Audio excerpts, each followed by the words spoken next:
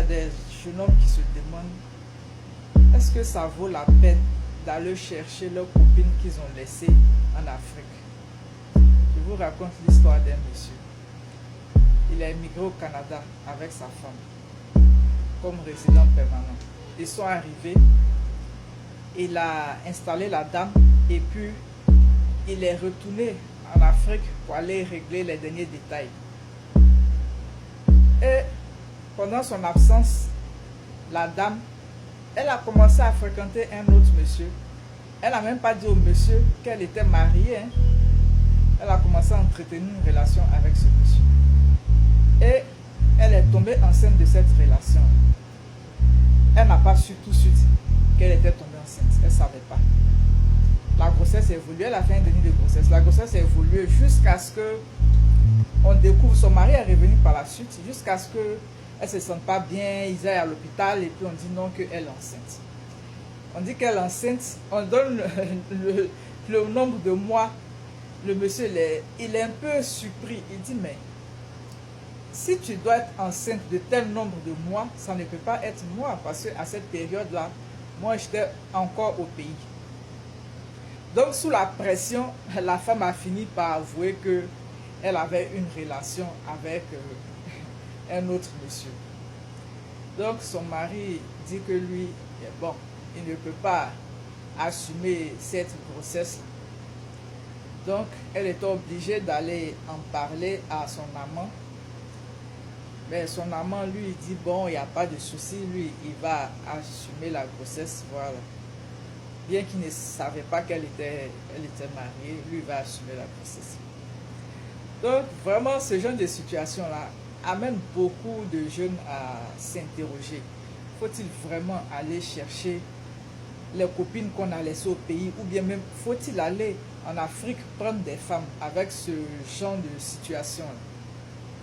Il y a un autre aussi, lui, il est au Canada et il a laissé sa fiancée en Côte d'Ivoire. C'est lui qui paye le logement de la fille et tout ça. Et puis, il se rend compte que la fille là-bas, elle est un amant. Parce que lui, il a fait venir pour son anniversaire, il a fait partir un cadeau. Et puis, il a demandé au livreur là, de lui dire que ça vient de la part de son fiancé. Mais il a demandé au livreur qu'elle dise le nom de son fiancé. Donc le livreur vient avec le présent. Il dit, ah, le présent là vient de la part de ton fiancé. Mais il dit, avant de te donner, il faut que tu dises le nom. La fille, elle a commencé à citer des noms vraiment qui n'avaient rien à voir. Du coup, le livreur même là, il était dépassé. Il dit, bon, c'est pas la peine. Lui, il retournait le cadeau. Maintenant, lui, il appelle sa chérie pour lui dire, mais il a attendu 2 jours. Hein. La fille même, elle n'a pas appelé même parce que son esprit n'était pas vraiment sur lui, quoi. Il a appelé, il dit, mais ça fait 2 jours que je t'ai fait livrer un cadeau, est-ce que tu as reçu tout ça? Et puis c'est là qu'elle est toute surprise, là. Donc il lui a dit, écoute, c'est pas la peine parce que le compte rendu que le livreur m'a fait là, vraiment, c'est mieux que la relation s'arrête là. Il y a une autre aussi, elle était au pays et puis son mari allait la chercher, elle revient. Pendant tout le temps que son mari a fait ici là, bon, elle est arrivée avec une grossesse qui était déjà avancée au moins 3 mois comme ça.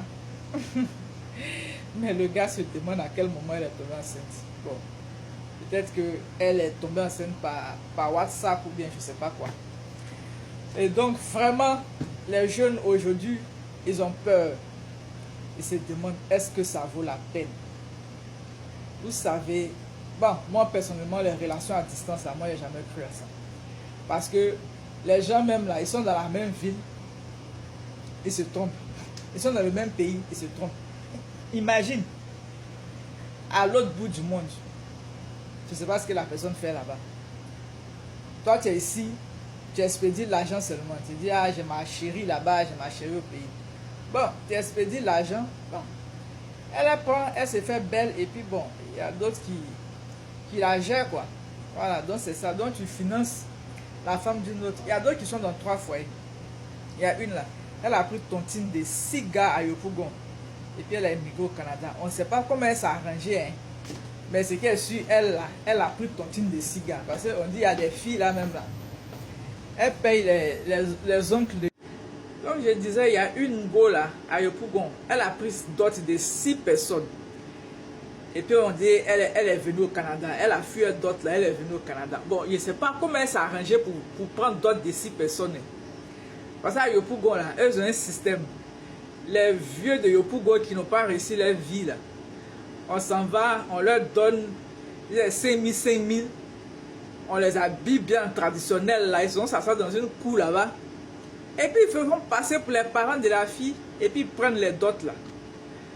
Donc vraiment, Abigail est trop risqué. Et on va tout voir là-bas. Donc une fille comme ça là, qui réussit à gérer 3 gars. Il y a une là même là, elle était dans 3 foyers, elle seule. 3 foyers, une fille comme ça, si tu l'as envoyée ici là, tu es mort. Donc vraiment, les jeunes là, ils sont découragés. Moi, je sais pas. Ce que je suis, c'est pas à cause de ces personnes-là, vous n'allez pas aller chercher vos femmes qui sont restées là-bas. Parce qu'il y a des femmes qui sont très correctes, qui vous attendent. Parce que vous aussi, quand vous venez ici, là, rien ne prouve que vous êtes correct. Donc, votre bonne femme que vous avez laissée là-bas, qui vous attend là, allez la chercher. Ne trouvez pas argument pour dire non que c'est parce que il y a d'autres qui ont fait les faux trucs que vous allez laisser celles qui sont là-bas. Là. Il y a des femmes qui sont très correctes. Elles sont là-bas, elles attendent leur mari. Leurs maris sont allés les chercher, elles sont venues, elles étaient très correctes. Donc, on ne va pas prendre les brebis galeuses là pour en faire une généralité. Partout, il y a des chefs bandits. Voilà. Il y a des hommes aussi que les femmes ont fait venir. Ils sont arrivés ici, ils ont demandé le divorce et puis ils sont allés chercher les maîtresses pour venir. On ne sait plus à qui on va faire confiance, que ce soit l'homme ou que ce soit la femme. Tout le monde est bandit. Vraiment, peut-être que c'est à Dieu on va se confier. Sinon, relation à distance, là, vraiment, c'est trop risqué même. Il y a des femmes, elles sont dans le foyer, à Abidjan, et puis elles ont leur futur mari au Canada ou bien aux États-Unis. Elle a dit qu'elle est dans ton foyer, elle est en train de préparer son visa, tout. Un beau matin, elle a atterri à l'aéroport. Elle va dire ça dans le funérailles. Elle sera dans le funérailles, dans le transport, de toute façon même là. Peut-être même elle est dans le foyer là, même là, tu la gères pas. Donc, elle a gagné son bengis là. Elle a été priée comme ça. Tous ses papiers n'ont qu'à sortir. Dès que ça sort, qu'elle a fait ses barrages comme ça là, le temps que tu vas te rendre compte là, c'est sur Facebook qu'elle t'a envoyé une photo dans la neige. Donc, vous êtes assis dans vos foyers là. Les hommes d'Abidjan là, vous êtes dans vos foyers et puis vous êtes en train de gérer toutes les petites là. Vous savez pas ce que les femmes les préparent. Actuellement là, elles sont devenues esprits. Hein. Elles sont assises dans ton foyer là, elles sont en train de faire les calculs. Tu les gères pas bien. Oh. Tu les gères pas bien, tu gères les petites, tout ça là. Elles parlent plus beaucoup. Il n'y a pas de discours dedans. Un bon matin, tu vas te rendre compte là, elle est à Bengue. Elle est venue dans le foyer de quelqu'un. Et aussi quand elle va venir là. Comme elle a pris l'habitude de gérer, hein, de faire, d'après eux, on construit immeuble, ou bien on peut faire duplex, triplex là. Donc quand elle vient ici aussi, elle a son même esprit là. Celui qui l'a fait envoyer là, elle va le laisser, elle va chercher mieux. Il y a une fille qui disait que elle est son gars, lui, il travaille à Costco. Et puis ils sont en colocation avec un autre, lui il est infirmier. Et puis les résidents permanents. Donc elle là, leurs amis en commun, elle l'appelle Madame Costco. Donc elle, Madame Costco là, ça sonne pas chic. Elle veut qu'on l'appelle Madame Docteur, tu vois non. Donc elle a commencé à sortir l'infirmier là. Voilà, elle dit que, quand on va dire Madame Docteur là, voilà, c'est plus chic. Vraiment, les gens n'ont plus de bonnes mœurs. Hein. En tout cas, beaucoup de courage à tous ceux qui ont laissé leur époux, leur fiancé en Afrique pour venir. En tout cas, prier, c'est la grâce de Dieu. Sinon, vraiment, on ne sait plus quoi dire, quoi.